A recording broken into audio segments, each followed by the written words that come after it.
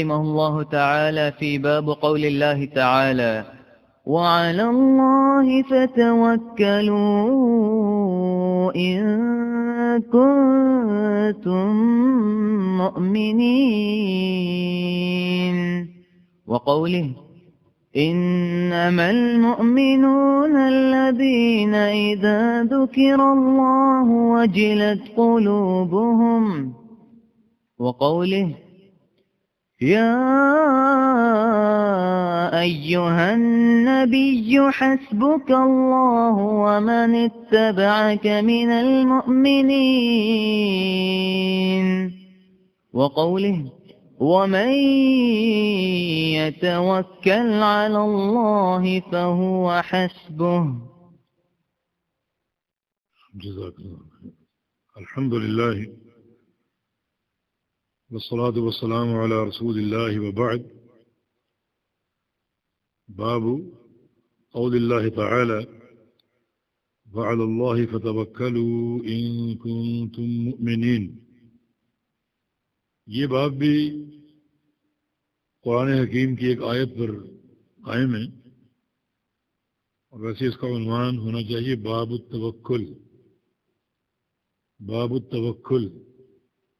اور توکل بھی فعل قلبی ہے، یہ قلب عبادت ہے، اور سابقہ ابواب سے بڑی عمدہ ترتیب بنتی ہے. پیچھے آپ نے دو باب پڑھے ہیں، باب المحبہ اور باب الخوف. محبت یہ اللہ تعالیٰ کی اطاعت اور اس کے امر کے امتثال کا نام ہے، اور خوف کی بنا پر بندہ اللہ تعالیٰ کی نافرمانی سے بچتا ہے اور گریز کرتا ہے. اور ان دونوں چیزوں کو حاصل کرنے کے لیے اس کی اطاعت کے حصول اور اس کی نافرمانی سے بچنے کے لیے، گناہوں سے اجتناب کے لیے ہمیں اللہ تعالیٰ کی ذات پر توکل کرنا چاہیے اور اس کی ذات پر بھروسہ کرنا چاہیے. اسی سے ہر قسم کے خیر کا سوال کرنا چاہیے اور ہر قسم کے شر سے اس کی پناہ طلب کرنی چاہیے. تو یوں ایک بڑی عمدہ ترتیب ہمارے سامنے آ رہی ہے. محبت کا باب امتثال امر کا مظہر ہے، اور پھر خوف کا باب نافرمانی سے بچاؤ کا مظہر ہے، اور توکل کا باب کہ ان شعبوں میں اور تمام شعبوں میں اللہ تعالیٰ پر توکل قائم کرنا ضروری ہے. اس کے توکل کے بغیر جو ہے وہ کوئی نیکی کی توفیق اور برائی سے بچنے کی توفیق حاصل نہیں ہو سکتی. توکل جو ہے یہ اللہ تعالیٰ پر اعتماد کا نام ہے، اللہ تعالیٰ پر بھروسے کا نام ہے کہ اللہ رب العزت پر اعتماد کیا جائے ہر مطلوب کو حاصل کرنے کے لیے، اور ہر مکروہ یا شر سے بچنے کے لیے اسی پر اعتماد. اور توکل کی تعریف میں یہ بات ضروری آئے گی کہ بفعل الاسباب، اس کے دیے ہوئے اسباب کو اختیار کر کے، اسباب کو چھوڑ کر نہیں. جو لوگ اسباب کو چھوڑ کر توکل کرنا چاہتے ہیں وہ دین کے فہم سے عاری ہیں. دین کا حقیقی اور صحیح فہم توکل کے تعلق سے اسباب اختیار کرنے کا نام ہے. اللہ تعالیٰ پر بھروسہ اسباب کے بغیر نامکمل ہے، اور اسباب جو ہیں وہ اللہ پر توکل اور بھروسے کے بغیر نامکمل ہے. یعنی دونوں چیزیں آپس میں لازم ملزوم ہیں. اس پر بھروسہ کرنا ہے اسباب کو اختیار کر کے، اور اسباب کو اختیار کرنا ہے اس پر بھروسے کے لیے. نبی علیہ السلام کی زندگی ہمارے لیے اسوہ حسنہ ہے کہ آپ صلی اللہ علیہ وسلم اسباب اختیار نہیں کرتے تھے؟ کیا آپ میدان جہاد میں لوہے کی درع پہن کر نہیں جاتے تھے، اپنے سر پہ لوہے کا خود پہن کر نہیں جاتے تھے، بلکہ جنگ احد میں رسول اللہ صلی اللہ علیہ وسلم پر 2 درع ثابت تھے کہ اب 2 درع پہن کر گئے تھے۔ یہ لوہے کی قمیض جس کو پہن کر بندہ دشمن کے وار سے محفوظ رہتا ہے، یہ اسباب اختیار کرنے کا نام ہے۔ رسول اکرم صلی اللہ علیہ وسلم ہجرت مدینہ میں اپنے ساتھ راہ بتانے والا گائیڈ لے کر نہیں گئے تھے جس نے راستے کی نشاندہی کی اور راستے کی رہنمائی کی۔ یہ سب اسباب اختیار کرنے کا نام ہے۔ اسباب اختیار کر کے اللہ پر توکل کیجیے۔ رسول اکرم صلی اللہ علیہ وسلم سفر پر جاتے زاد راہ ساتھ لے کر نکلتے، یہ نہیں کہ اللہ کے لیے سفر کر رہے ہیں اللہ پر توکل کرو۔ امیر عمر کے دور میں یمن سے ایک جماعت آئی حج کے لیے، اور یہ طے کر کے آئی کہ یہ سفر اللہ رب العزت کے لیے ہے، یہ کھانا پینا زاد راہ کی ضرورت نہیں، اس پر توکل کریں۔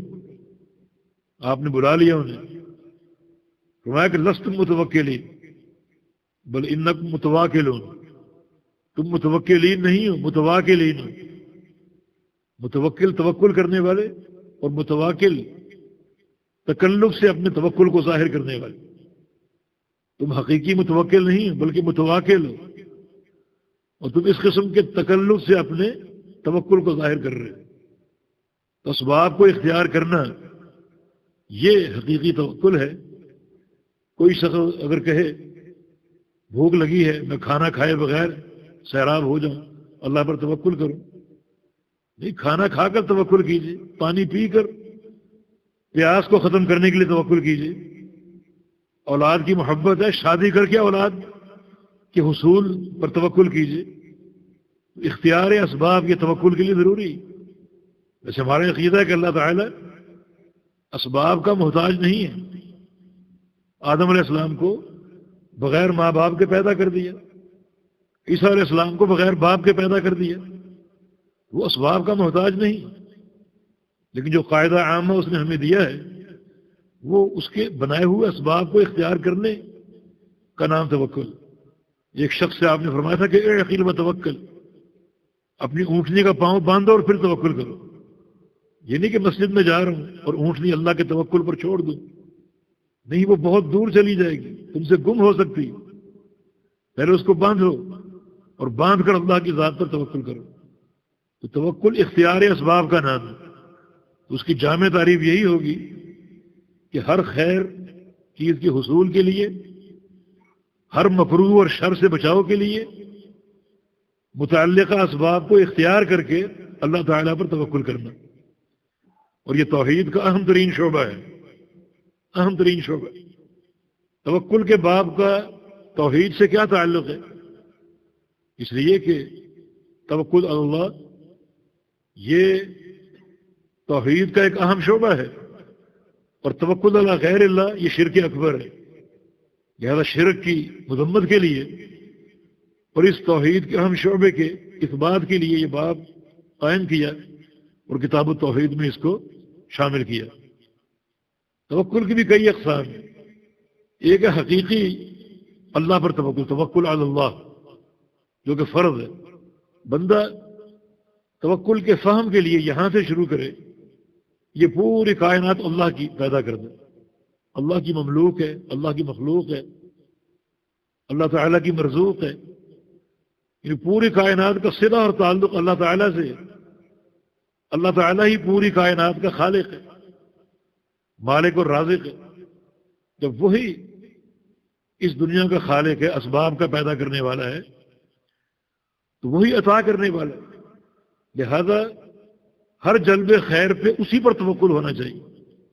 چنانچہ وہ امور جن امور کی عطا پر صرف اللہ ہی قادر ہے، ان امور پر صرف اللہ پر توکل کرنا، یہ نقطہ توحید ہے، اصل توحید ہے۔ اور جن امور پر اللہ قادر ہے، ان امور کے حصول کے لیے غیر اللہ پر توکل کرنا شرک اکبر ہے۔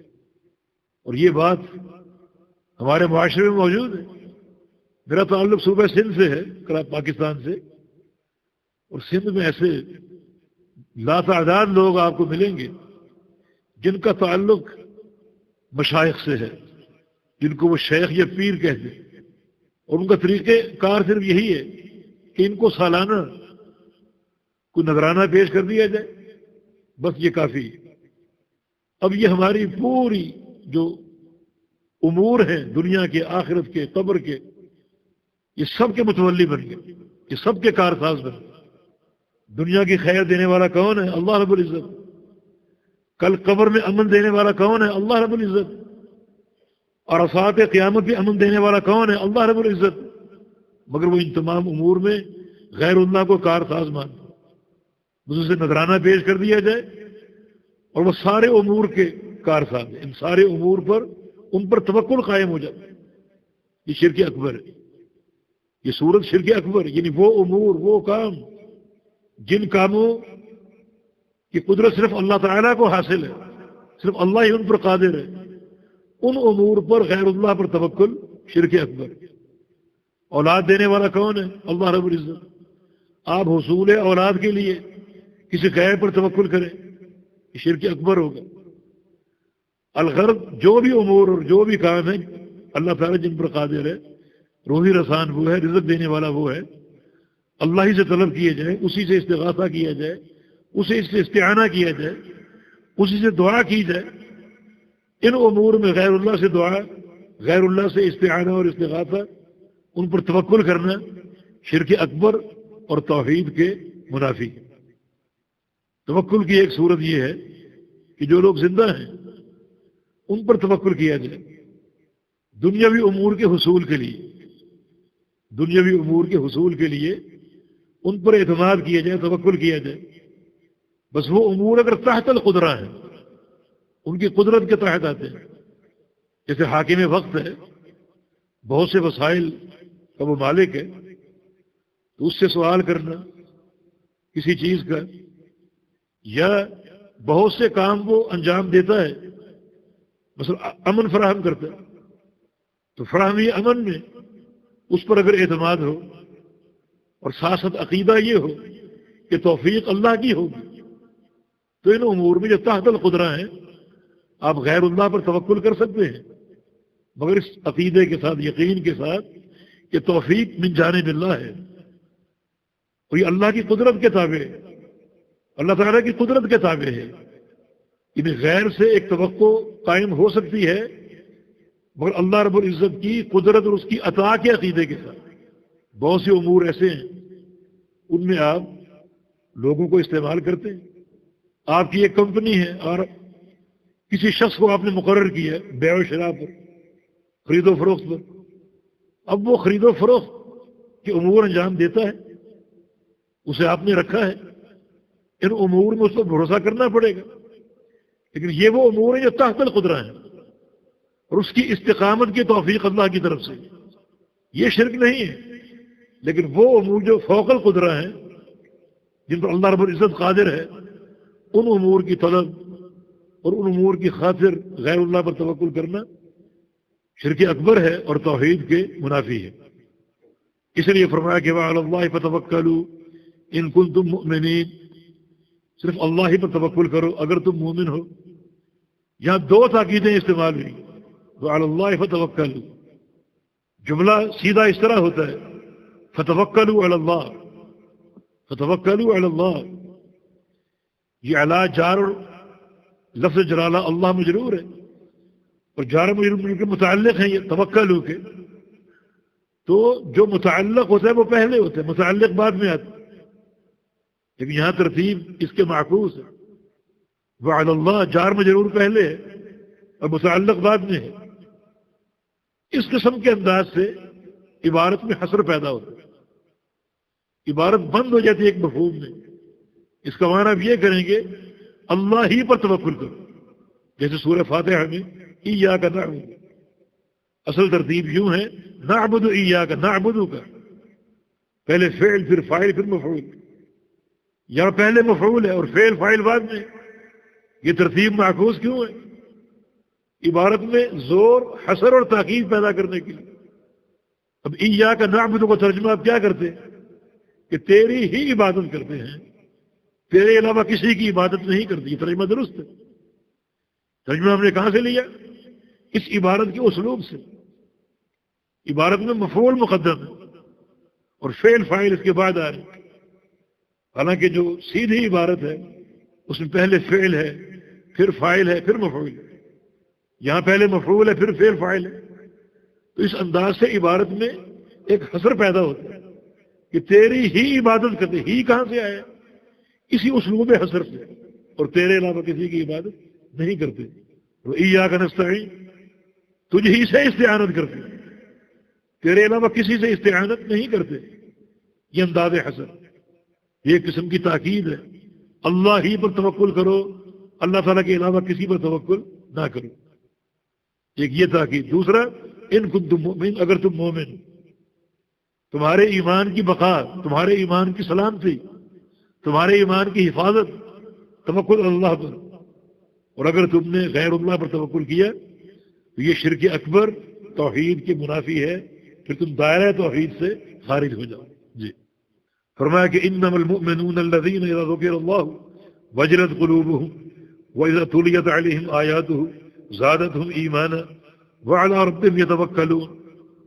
یہاں بھی انما یہ کلمہ حصر، انما کلمہ حصر. اس کلمے سے بھی عبارت میں حصر اور تاکید پیدا ہوتی ہے کہ مومن تو صرف وہ ہیں، مومن تو صرف وہ ہیں اذا ذکر اللہ، جب اللہ کا ذکر کیا جائے ان کے سامنے، وجرت قلوبہم، ان کے دل نرم ہو جاتے ہیں، رونگٹے کھڑے ہو جاتے ہیں. وَإِذَا تُلِيَتْ عَلَيْهِمْ آيَاتُهُ، اور جب ان پر اللہ کی آیتیں پڑھی جاتی ہیں اور قرآن کی تلاوت کی جاتی ہے، زادتہم ایمانا، ان کا ایمان بڑھ جاتا ہے، ان کے ایمان میں اضافہ ہوتا ہے. یہ مومن کے ایمان کی شان ہے کہ ان کا ایمان بڑھتا ہی جاتا ہے، بڑھتا ہی جاتا ہے. یہ اہل الرائے کہتے ہیں کہ ایمان بڑھتا نہیں ہے. ایمان ایک بسیط شے ہے، ایک نقطے پر قائم رہتا ہے، نہ کم ہوتا ہے نہ بڑھتا ہے. اور بحمد اللہ محدثین اہل الحدیث کا عقیدہ ہے الایمان یزید بطاعت الرحمن وینقص بطاعت الشیطان. جتنا رحمان کی اطاعت کرو گے، اس میں آگے بڑھتے رہو گے، اتنا ایمان بڑھے گا. اور جس قدر شیطان کی فرمانبرداری کرو گے اور رحمان کی نافرمانی کرو گے، اس قدر ایمان جو ہے وہ گھٹتا جائے گا اور کم ہوتا جائے گا. یہاں ایمان کی زیادتی کی دلیل ہمیں مل گئی. ان پر اللہ کی آیتیں پڑھی جائیں تو ان کا ایمان بڑھتا ہے، ان کے ایمان میں اضافہ ہوتا ہے.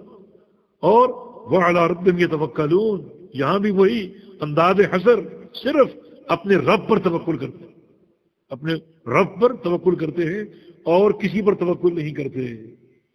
یہ توحید خالص ان کا تمیز ہے، صرف اللہ پر توکل کرنا، کسی اور پر توکل نہیں کرتے. جی وقولہ یا ایھا النبی حسبک اللہ ومن اتبعک من المؤمنین، اے نبی تجھے اللہ کافی ہے، اللہ تعالیٰ تجھے کافی ہے، اور ومن اتبعک من المؤمنین، اور جو تیرے فرما بردار مؤمنین ہیں ان کو بھی اللہ ہی کافی ہے، تجھے بھی اور تمام مومنین کو اللہ ہی کافی ہے.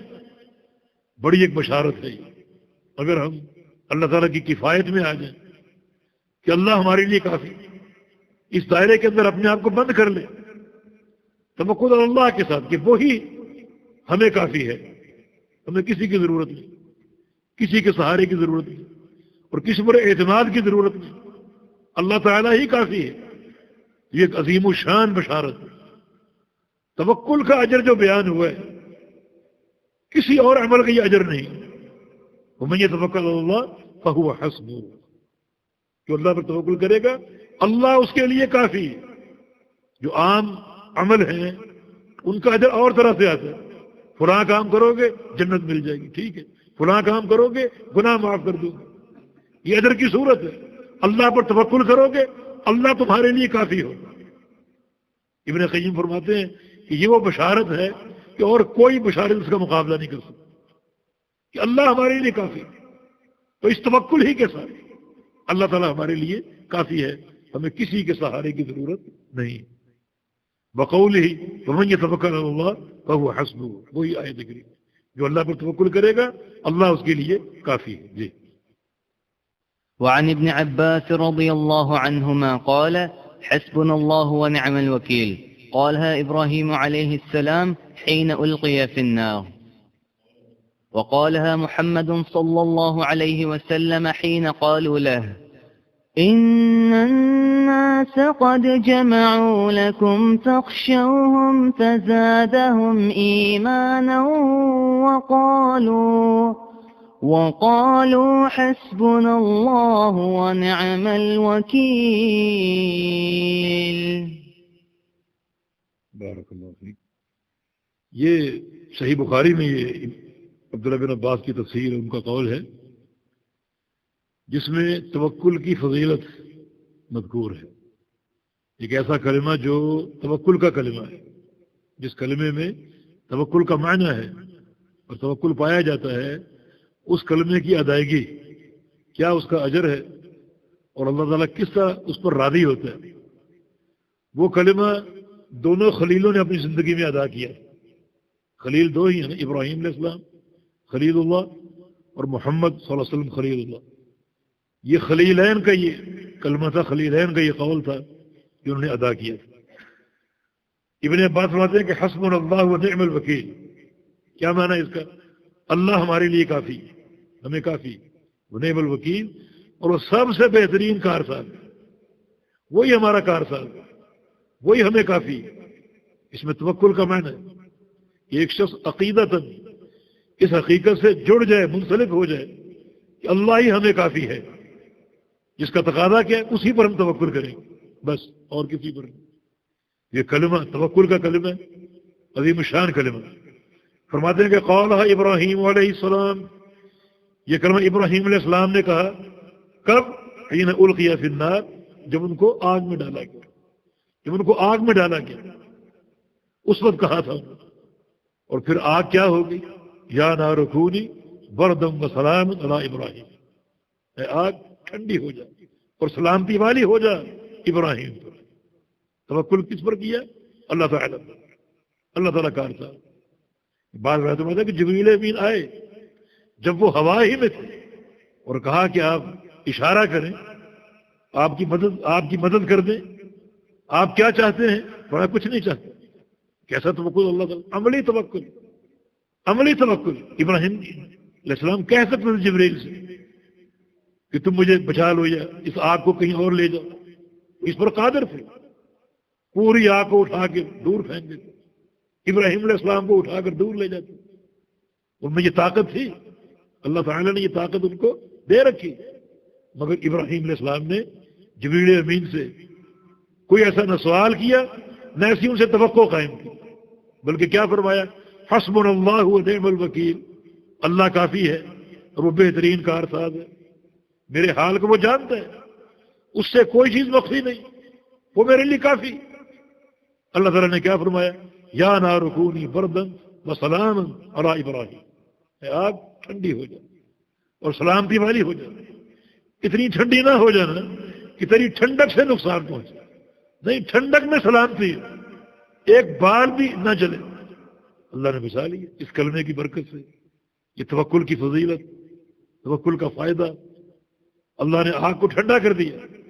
اور یہی کلمہ وقالہ محمد صلی اللہ علیہ وسلم، یہی کلمہ محمد رسول اللہ صلی اللہ علیہ وسلم نے ادا کیا تھا اور کہا تھا حین قالوا له ان الناس قد جمعوا لكم فاخشوهم، کہ لوگ اکٹھے ہو کر آ رہے ہیں آپ پر حملے کے لیے، آپ ڈر جائیں آپ. فزادهم ایمانا، مگر وہ ڈرے نہیں بلکہ ان کے ایمان میں اور اضافہ ہو گیا، ان کا ایمان اور بڑھ گیا. اور انہوں نے وہی کہا جو اللہ کے پیغمبر نے کہا، وقالوا حسبنا اللہ ونعم الوکیل، اللہ ہمیں کافی ہے اور وہ سب سے بہترین کارساز ہے. یہاں قصہ یہ ہے کہ جب ابو سفیان اور اس کی جو قوم تھی اہل مکہ، مشرکین مکہ، جب جنگ احد میں شکست کھا کے بھاگے، یہ میدان احد کئی بار پلٹا، مسلمانوں کو فتح ہوئی، پھر کفار نے دوبارہ حملہ کیا، مسلمانوں کو عارضی طور پہ تکلیف کا، زخموں کا اور شہادتوں کا سامنا کرنا پڑا. پھر مسلمان دوبارہ پلٹے اور کفار پر حملہ کیا اور وہ بھاگے میدان چھوڑ کر. بالآخر ان کو شکست خوردہ ہو کر بھاگے. راستے میں ابو سفیان نے دوبارہ فیصلہ کیا کہ ہم نے ان کو کافی زخم پہنچائے ہیں اور کافی ان کی موتیں ہوئی ہیں، تو کیوں نہ ہم دوبارہ پلٹیں، اپنی طاقت کو سمیٹ کر ایک حملہ ان پر اور کریں، ہو سکتا ہے ہم ان کو تباہ کرنے پر کامیاب ہو جائیں۔ چنانچہ یہ اس نے پروگرام بنا لیا، ارادہ کر لیا اور اپنی جمعیت کو اکٹھا کرنے لگا۔ اسی وقت ایک قافلہ مدینہ کی سمت میں آ رہا تھا، جس نے نبی علیہ السلام کو خبر دے دی۔ بہرحال اللہ کے پیغمبر صلی اللہ علیہ وسلم تک اطلاع پہنچ گئی کہ کفار کا یہ ارادہ ہے۔ ابھی تازہ یہ معرکہ ختم ہوا اور 70 شہادت تھے اور زخمی تو سبھی ہوئے تھے، نبی علیہ السلام بھی زخمی ہوئے۔ تو ان حالات میں دوبارہ لڑائی کے لیے تیار ہونا کار دارت، مگر سبحان اللہ، رسول اللہ صلی اللہ علیہ وسلم نے کیا فرمایا اور صحابہ انہوں نے کیا فرمایا؟ حسبنا اللہ و نعم الوکیل، آ جاؤ، اللہ ہمیں کافی ہے اور وہ بہترین کارساز، ہم تیار ہیں، دوبارہ آؤ سبارہ آؤ، ہم تیار ہیں، اللہ ہمیں کافی۔ بس یہ جملہ اللہ رب العزت نے قبول کیا اور ابو سفیان کے ارادے کو تبدیل کر دیا، اس کا ارادہ تبدیل ہو گیا، اس کے دل میں خوف اور ہیبت بیٹھ گئی اور وہ مدینہ آنے کی بجائے مکہ روانہ ہو۔ یہ کلمہ 2 بار پڑھا گیا، ابراہیم علیہ السلام نے پڑھا تو اللہ تعالیٰ نے آگ ٹھنڈی کر دی اور سلامتی عطا فرمائی، اور محمد رسول اللہ صلی اللہ علیہ وسلم نے پڑھا تو اللہ تعالیٰ نے دشمنوں کے رخ کو پھیر دیا اور ایک جو لڑائی کا ایک سبب بن رہا تھا اللہ نے اس کو ٹال دیا اور عافیت جو ہے وہ عطا فرمائی۔